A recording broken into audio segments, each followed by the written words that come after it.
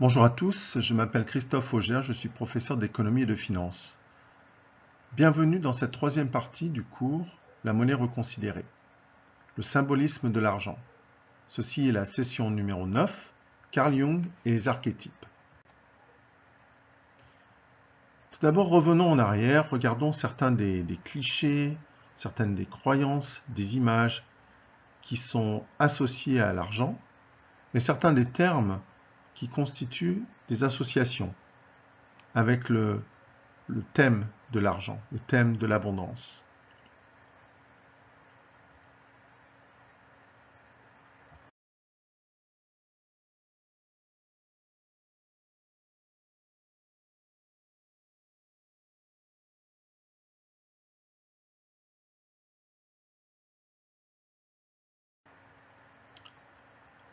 Donc tout d'abord, j'aimerais explorer avec vous ce qu'est votre conversation intérieure sur l'argent. Je vous propose donc cet exercice.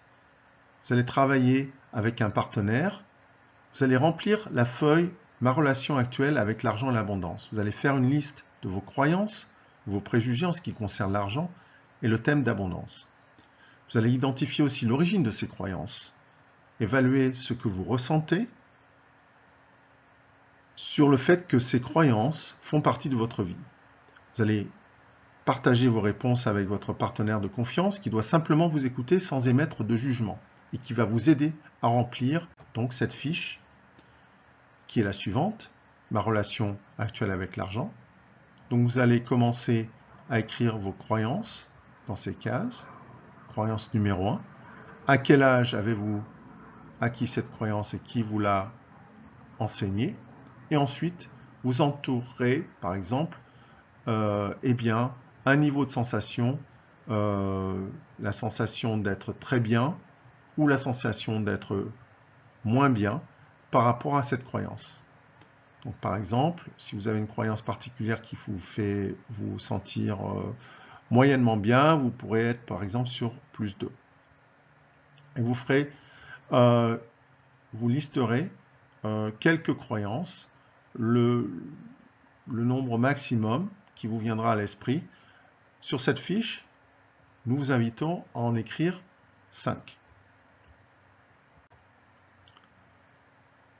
Donc, dans un deuxième temps, la deuxième étape, vous allez encore une fois vous appuyer sur votre partenaire qui va vous guider avec la deuxième feuille, ma nouvelle relation avec l'argent et l'abondance.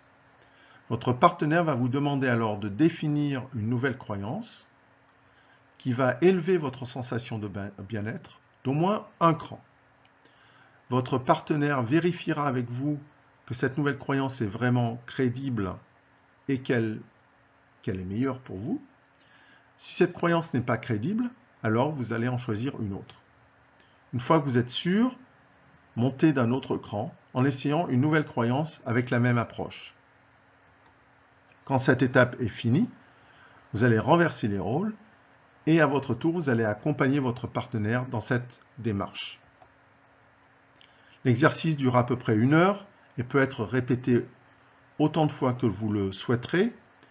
Et l'exercice a pour but que vous puissiez construire, vous et votre partenaire, un système de croyances qui va vous permettre de vous faciliter la tâche en termes d'atteindre vos objectifs, les objectifs que vous avez dans votre vie professionnelle ou en termes d'abondance ou d'argent.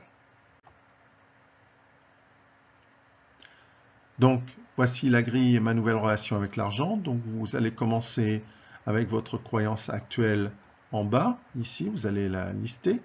Et ensuite, vous allez essayer de faire monter d'un cran. Donc, vous allez lister votre sensation, par exemple, c'est -4 ici. Et vous allez trouver une autre croyance, une autre croyance,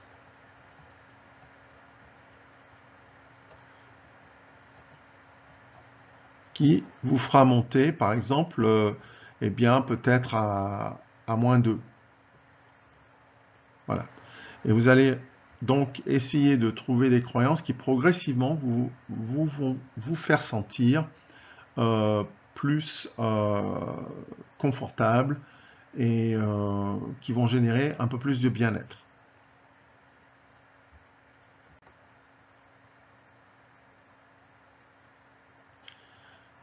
Donc quand on parle de système de croyance, quand on parle du psychisme, on va donc se référer au travail de Carl Jung.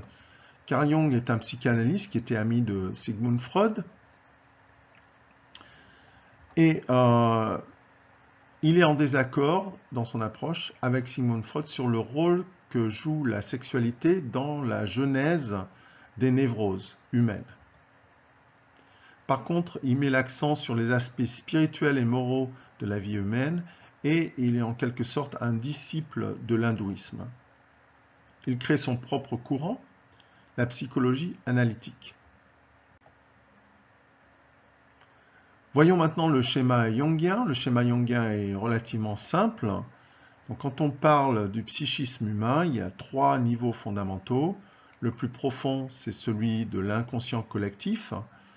Ensuite, un peu plus élevé, plus près de la surface, l'inconscient personnel. Et à la surface, la conscience et l'ego.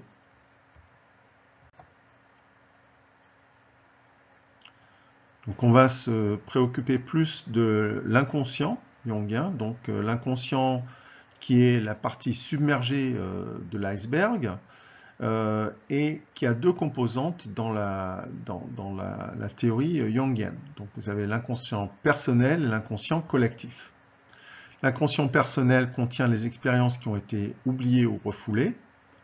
Donc cela mène à ce qu'on appelle un complexe, un groupe de sensations, de pensées dans l'inconscient personnel. Vous avez une fixation sur un aspect qui domine votre vie et sur lequel vous n'avez aucun pouvoir parce que vous n'en avez pas conscience. Les exemples sont le complexe de l'argent, le complexe du pouvoir, le complexe de la mère, etc. Alors, logiquement, dans la théorie jungienne, l'inconscient influence effectivement le comportement conscient. Mais Carl Jung dit qu'il y existe un second système psychique d'une nature collective et universelle et impersonnelle qui est identique dans tous les individus. C'est ce qu'il appelle l'inconscient collectif, qui ne se développe pas de façon personnelle mais provient d'un héritage. Il contient des formes préexistantes qu'il appelle les archétypes. Donc, nous allons nous focaliser sur cette notion d'archétype.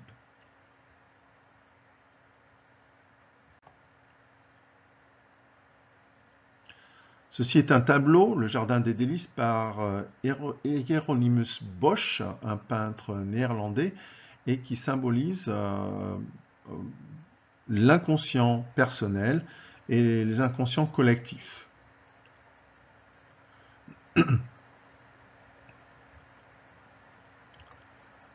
Donc l'inconscient collectif sont les instincts universels, les forces et les mémoires collectives enfouies dans la race humaine. Ce sont toutes les influences qui transcendent le temps et la géographie. C'est ce qui constitue ce qu'on appelle la mémoire ancestrale, qui influence nos croyances profondes, nos pensées, nos émotions.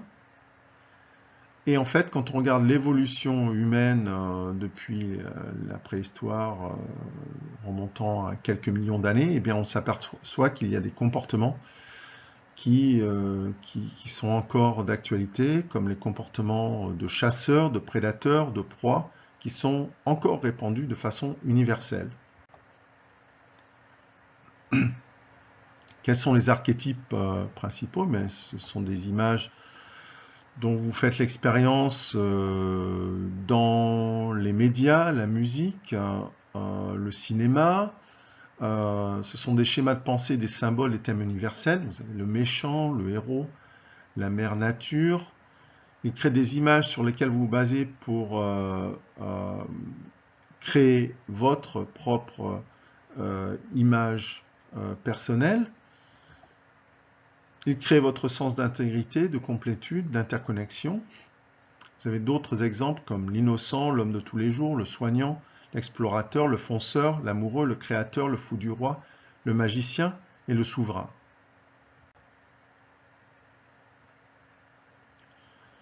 Carl Jung parle de l'argent. Donc, dans le schéma des archétypes, l'argent est relié à la déesse mère. Donc, dans l'Antiquité, à Juno Moneta, comme nous l'avons vu auparavant, la déesse romaine. Et en 1936, Carl Jung écrit quelque chose qui est vraiment, on va dire, compatible avec les doctrines, certains des économistes de la théorie monétaire moderne, qui dit que finalement, la monnaie moderne et l'argent moderne est émis par l'État et que la valeur de l'argent devient vide parce qu'elle est en quelque sorte basée sur la confiance que les gens ont en l'État et en cette émission de monnaie papier.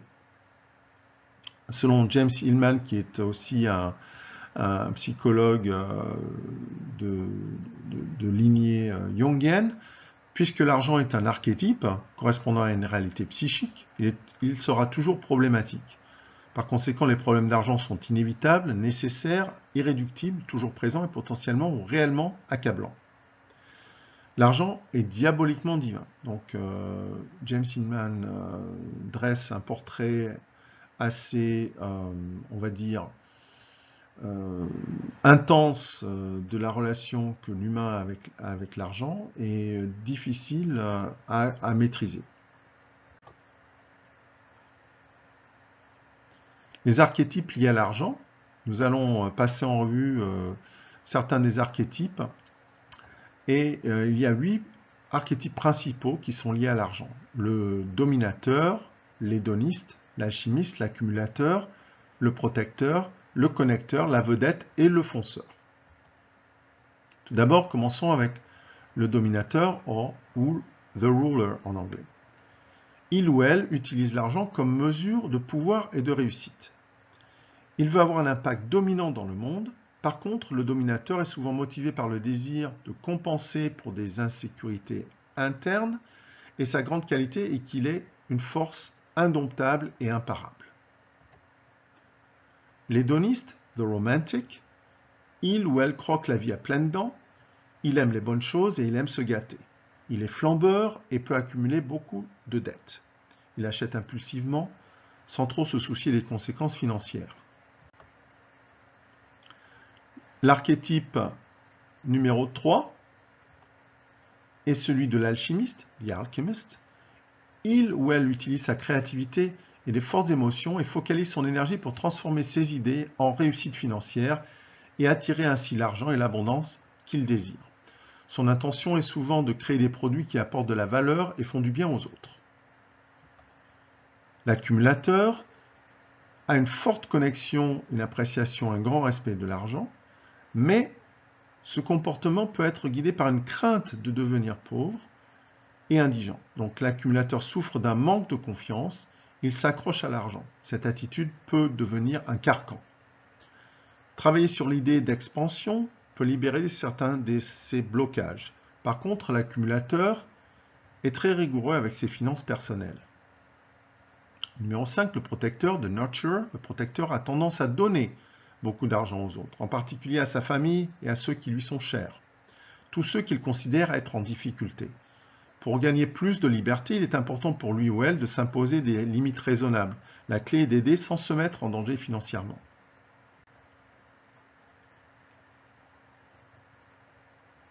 L'archétype numéro 6, c'est celui du connecteur, de connector.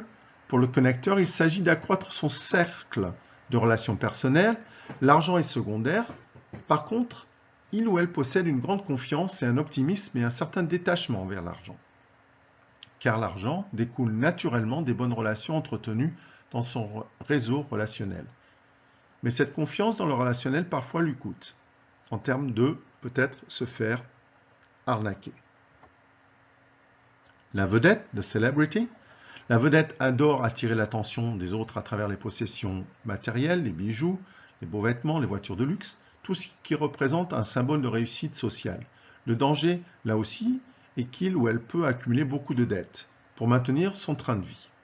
Et puis finalement, le fonceur, de maverick, il ou elle aime beaucoup l'argent et en particulier est accro à la sensation de gagner d'énormes sommes d'argent en prenant des risques.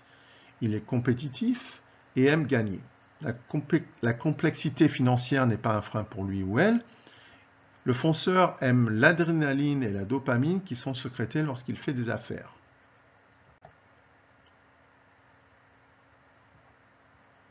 Donc finalement, je vous invite à aller faire ce test de Kendall Summerhawk qui sera mis en lien sur cette présentation. Quels sont vos 3 archétypes les plus dominants? Et est-ce que ces résultats vous surprennent? Et qu'apprenez-vous de neuf sur vous-même? Merci de votre attention.